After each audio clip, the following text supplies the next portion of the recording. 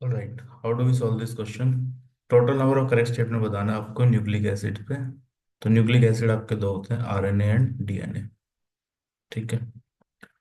RNA is regarded as reserve for genetic information, तो statement गलत है। This is false. ठीक है। यहाँ पे क्या होना चाहिए? DNA.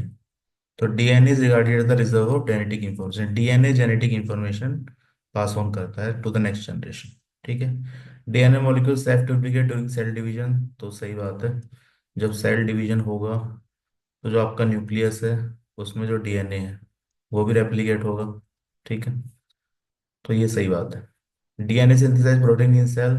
No, DNA protein synthesise नहीं करता है। डीएनए इंफॉर्मेशन पास ऑन करता है आरएनए को, and then RNA does the protein synthesis. ठीक है। तो प्रोटीन सिंथेसिस के लिए इंस्ट्रक्शन डीएनए में होता है। डीएनए डायरेक्टली प्रोटीन सिंथेसिस का वर्क नहीं करता है, तो DNA just passes on the instruction. DNA passes the instruction to make proteins to RNA. फिर आरएनए का काम है उसको सिंथेसाइज करने का। ठीक है, just passing on the instruction. तो ये गलत है, यहाँ आरएनए होना चाहिए। Identical DNA strands are transfer to daughter cell. तो देखो, सेल डिवीजन अगर हो रहा है तो ये है, मान लो जिससे सेल डिवीजन होता है, ये पेरेंट सेल है, इससे दो सेल बने, तो these two are known as daughter cell. ठीक है।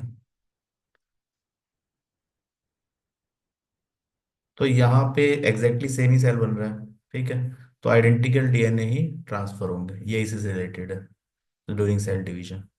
तो ये भी सही बात है। The message for synthesis of particular protein is present in DNA. Yes, message present है, वो मैसेज आरएनए को पास होता है, देन प्रोटीन बनता है। तो ये भी सही है। तो कौन कौन से स्टेटमेंट सही है?